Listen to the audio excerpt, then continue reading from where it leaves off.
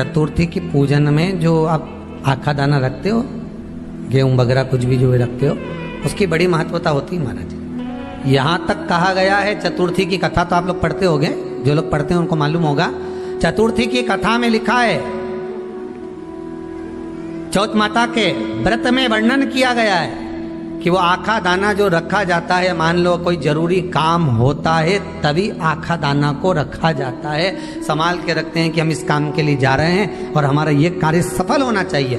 तो जिसने चतुर्थी का व्रत करा है, जिसने चंद्रदेव का पूजन करा, चतुर्थी का व्रत करा, वो गणेश जी से विनती करके वहां से 2-4 आखा दाना उठा ले, और जो व्यक्ति का काम अटक रहा है अपने ही घर का, पर दूसरे कुल को नहीं देना, अपने ही कुल के अंतर्गत जो काम अटक रहा है उसकी जेब में, उसके पल्लू में उस चीज को रख दिया जाए। तो चतुर्थी जो अगली आती है, जैसे आप महीने की करते हो तो महीने की, और आप जैसे करते हो कि 4 अलग बड़ी बड़ी चतुर्थी करते हो, तो उसके अनुसार आपका कार्य सिद्ध होता ही है। उस आखे दाने का इतना महत्व होता है क्योंकि चतुर्थी का व्रत करने वाली माता जब व्रत करती है तो स्वयं चतुर्थी की कथा में लिखा हुआ है कि पार्वती जी गणेश जी से चतुर्थी की कथा बचवाती।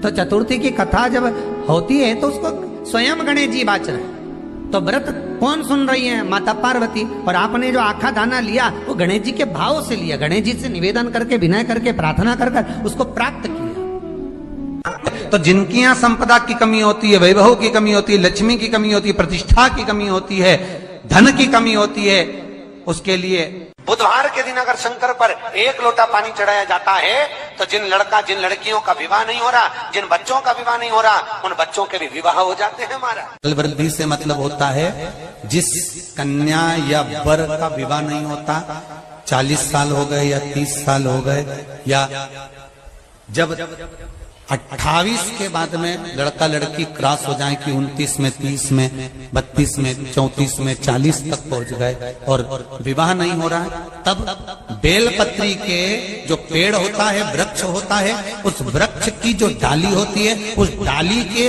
मनकों से जो माला बनती है, बाजार में भी मिल जाती है बेल की माला, उस माला को भगवान शंकर को समर्पित कर कर बेलपत्री के वृक्ष के नीचे बैठ कर भगवान शंकर का पंचाक्षर मंत्र का जाप करना है। कौन सा मंत्र है? पंचाक्षर। पंचाक्षर मंत्र कल बताया था, नमः शिवाय।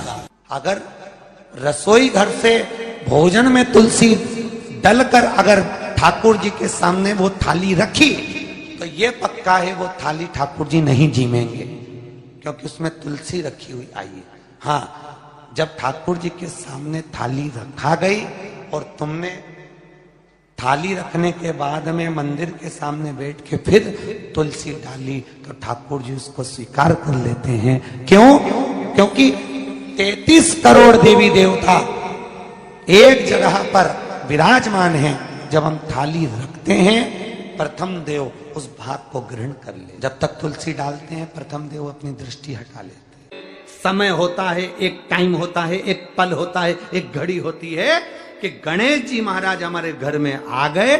गणेश जी की सबसे पहली जो आरती हो, उस आरती के समय पर अगर धूप बत्ती जलाई जाए या गोबरी को जलाकर उसमें गूगल छोड़ी जाए और गूगल छोड़ने के बाद गणेश जी का नाम ध्रुम वर्ण कह दिया जाए तो गणेश जी को तुम्हारे घर की पूजा स्वीकार करना पड़ती है। बस वो समय हम जानते।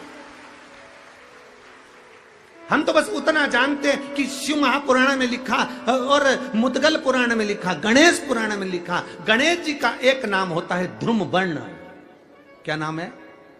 ध्रुम वर्ण गणेश जी का एक नाम होता है। जब हम धूप जलाकर और धूप लगाने के बाद में गणेश जी की सबसे पहली आरती करने के पहले अगर हम सबसे पहली आरती गणेश जी की कर रहे हो, अपने घर में स्थापना कर रहे हो, बिठा रहे हो, और तुम चाहते हो कि गणेश जी मेरे घर में आके मेरी पूजा को स्वीकार करें और जो मांगू मेरा गणेश मुझे दे 10 दिन के अंदर, तो पहला नाम लेकर पुकार लेना, ध्रुम वर्ण विनायक, बैठो, बस काम हो गया। वो फिर ही होकर आता। सुंदर जोड़ी थी शंकर और पार्वती की। सही है कि गलत है? कभी नहीं झगड़ते थे। इसलिए पृथ्वी पर ना तो लक्ष्मी जी के व्रत हैं, ना ब्रह्माणी के व्रत हैं, ना इंद्राणी के व्रत हैं। अगर पूरी पृथ्वी पर सबसे ज्यादा व्रत किसके हैं? माता पार्वती। तीज का व्रत किसका? पार्वती का। चतुर्थी का व्रत किसका? पार्वती का। चौथ का व्रत किसका? पार्वती का। छठ का व्रत किसका? पार्वती का। जितने व्रत है सब माता पार्वती। गणेश जी मैया को प्रसन्न करने के लिए अष्ट रूप में धारण करते हैं। 8 रूप भगवान गणेश जी ने धारण किए। एक मयूरेश्वर गणेश, दूसरा सिद्धि विनायक, तीसरा बल्लालेश्वर, फिर वरद विनायक, फिर चिंतामणि, फिर गिरजात्मज, फिर भगवान गणेश विघ्नेश्वर अष्ट विनायक, फिर महागणपति। ऐसे गणेश जी के अष्ट नाम हुए। उस समय तिजोरी के अंदर जो गणेश की प्रतिमा रखी जाती है किस नाम से रखी जाती है? तो तिजोरी में हम जो गणेश की प्रतिमा रखते हैं वो वरद विनायक के नाम से रखते हैं। कौन सा गणेश? वरद।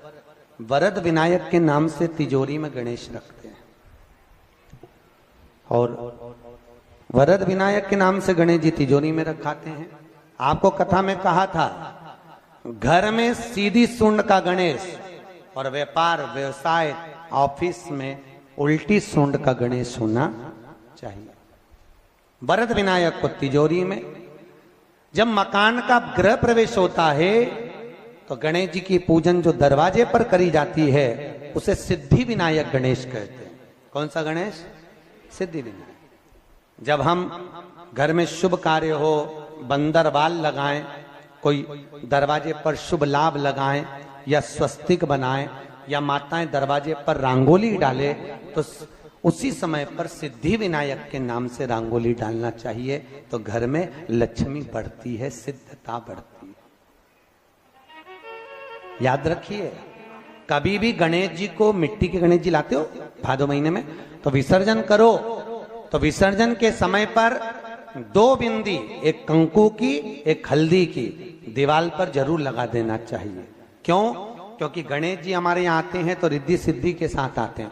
पर जब गणेश जी जाते हैं, अगर हम बिंदी नहीं लगाते हैं तो गणेश जी अपनी रिद्धि सिद्धि को साथ में लेकर चले जाते हैं। पति के साथ पत्नी वापिस चली जाती है। जब हम बिंदी लगाते हैं तो उसका मतलब होता है कि हमारे घर की बहू हमारे घर में रहे, बेटा भले भ्रमण के लिए जाए। तो गणेश जी जाते हैं, रिद्धि सिद्धि घर में रह जाती है। इसलिए रिद्धि सिद्धि को घर में रखने के लिए 2 बिंदी लगाना चाहिए, एक कुंकू की, एक हल्दी। रिद्धि सिद्धि। गणेश जी की प्रियता है दुर्वा। क्या प्रियता है? दुर्वा। कितनी दुर्वा गणेश जी को समर्पित करी जाती है? मात्र 5। कितनी? आज के जमाने में लोग गट्ठा बनाकर चढ़ा दें, वो अपनी जगह पर। 5 दुर्वा पंचम इंद्रियों को वश में करने के लिए और भगवान के 5 जो स्वरूप हैं उनको अपने भीतर उतारने के लिए 5 दुर्वा। और दुर्वा में भी 3 गांठ। जब दुर्वा समर्पित करी जाती है तो उसमें नीचे दुर्वा की डंडी पर गांठ रहती है, 3 छोटी छोटी गांठें होना चाहिए। चतुर्थी का जो व्रत करने वाली होती हैं, जो चतुर्थी का पूजन करने वाली होती हैं, उनके भीतर का एक भाव होता है कि जैसे ही शाम का समय आए चंद्रदेव का पूजन करें। चंद्र जब प्रकट हो जाए, कलश भर लिया, उसके नीचे आखा दाना रख दिया, चावल गेहूं जो भी आप रखते हो पूजन के लिए, ऊपर पात्र आदि रख दिया, जलाशय, फिर अपन ने घी का दिया लगाकर पूजन भी कर ली। तो जो चतुर्थी का पूजन करने वाली होती है, जो चतुर्थी का नियम व्रत धारण करने वाली होती है, बड़ी बड़ी चतुर्थियां करती हैं या उसका नियम धारण करती हैं, तो चतुर्थी का जो पूजन करती है वो किस चीज के लिए होता है? केवल संतान, पुत्र, परिवार, हमारा कुटुंब, हम जिस कुल में हैं, हमारा कुल वैभव की ओर बढ़े, संपदा की ओर बढ़े और उसकी आयु बढ़े, उसकी आयु बढ़े, वैभव बढ़े। बहुत ध्यान दीजिएगा महाराज। चतुर्थी की पूजन में जो आप आखा दाना रखते हो, गेहूं वगैरह कुछ भी जो रखते हो, उसकी बड़ी महत्वता होती है महाराज। यहां तक कहा गया है, चतुर्थी की कथा तो आप लोग पढ़ते होंगे, जो लोग पढ़ते हैं उनको मालूम होगा। चतुर्थी की कथा में लिखा है,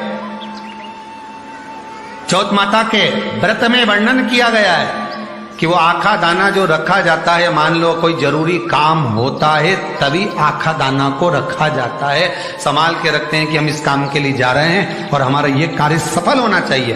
तो जिसने चतुर्थी का व्रत करा है, जिसने चंद्रदेव का पूजन करा, चतुर्थी का व्रत करा, वो गणेश जी से विनती करके वहां से 2-4 आखा दाना उठा ले, और जो व्यक्ति का काम अटक रहा है अपने ही घर का, पर दूसरे कुल को नहीं देना, अपने ही कुल के अंतर्गत जो काम अटक रहा है उसकी जेब में, उसके पल्लू में उस चीज को रख दिया जाए। तो चतुर्थी जो अगली आती है, जैसे आप महीने की करते हो तो महीने की, और आप जैसे करते हो कि 4 अलग बड़ी बड़ी चतुर्थी करते हो, तो उसके अनुसार आपका कार्य सिद्ध होता ही है। उस आखे दाने का इतना महत्व होता है क्योंकि चतुर्थी का व्रत करने वाली माता जब व्रत करती है तो स्वयं चतुर्थी की कथा में लिखा हुआ है कि पार्वती जी गणेश जी से चतुर्थी की कथा बचवाती। चतुर्थी की कथा बाची किसने थी? स्वयं गणेश जी महाराज ने। और सुनी किसने थी? माता पार्वती। बाचने वाले गणेश जी थे, सुनने वाली माता पार्वती थी। तो चतुर्थी की कथा जब होती है तो उसको स्वयं गणेश जी बाच रहे हैं। तो व्रत कौन सुन रही है? माता पार्वती। और आपने जो आखा दाना लिया वो गणेश जी के भाव से लिया, गणेश जी से निवेदन करके, विनय करके, प्रार्थना कर उसको प्राप्त किया। जितने आस्था चैनल पर कथा सुन रहे हो, जितने फेसबुक और यूट्यूब पर सुन रहे हो, और जितने इस छत्तीसगढ़ की पावन धरा पर बैठकर सुन रहे हो, बहुत सावधानी से सुनना। एक छोटा सा कपूर का टुकड़ा जब आरती में जलाया जाता है तो ये कपूर क्यों जलाते हैं? इस कपूर का महत्व क्या है? इस कपूर का कारण क्या है? ये कपूर है कौन जिसको हम आरती में जलाएं? क्या जरूरत इस कपूर को आरती में जलाने की? क्या जरूरत इसको यज्ञशाला में जलाने की? क्या जरूरत है इस कपूर को पूजन में जलाने की? स्वयं गुरु बाबा कहते हैं यदि कोई आरती में, पूजन में, घर में एक कपूर का टुकड़ा आरती के बाद में जब समर्पित करेगा तो उसको अश्वमेध यज्ञ का पुण्य प्राप्त हो जाएगा। अश्वमेध यज्ञ के पुण्य को पाने के लिए कपूर का टुकड़ा आज भी आरती में जलाया जाए। एक कपूर का टुकड़ा सुखा, इसीलिए हमारे यहाँ शास्त्र कहता है महाराज, जब आपको घर में अगर ऐसा लगने लगे कि 15 दिन से बहुत बेचैनी है, बहुत दुख तकलीफ लग रही है, कोई ना कोई बीमार पड़ रहा है, कुछ ना कुछ तकलीफें लग रही है, तो एक पीपल का पत्ता ले लो, उसके ऊपर एक कपूर का टुकड़ा ले लो, सारे घर में घुमाकर उसको दरवाजे के बीच मध्य में जलाकर रख दीजिए। थोड़ी सी जला 20 से 25 मिनट के अंदर मकान में एनर्जी वापिस आ जाएगी, उस भवन में एनर्जी वापिस प्राप्त हो जाएगी। 20 से 25 मिनट के अंदर एनर्जी वापस। लग रहा है कि यहाँ नेगेटिव है तो उसको पॉजिटिव बनाया जा सकता है। रात को 12 बजे शंकर जी के मंदिर में शिवलिंग पर चढ़ी हुई बेलपत्री को उठाकर शंकर मंदिर का शिखर देखकर चबा चबा कर खा लीजिए। आपके पाँव के घुटने बदलने की जरूरत नहीं पड़ेगी, ऑपरेशन की जरूरत नहीं।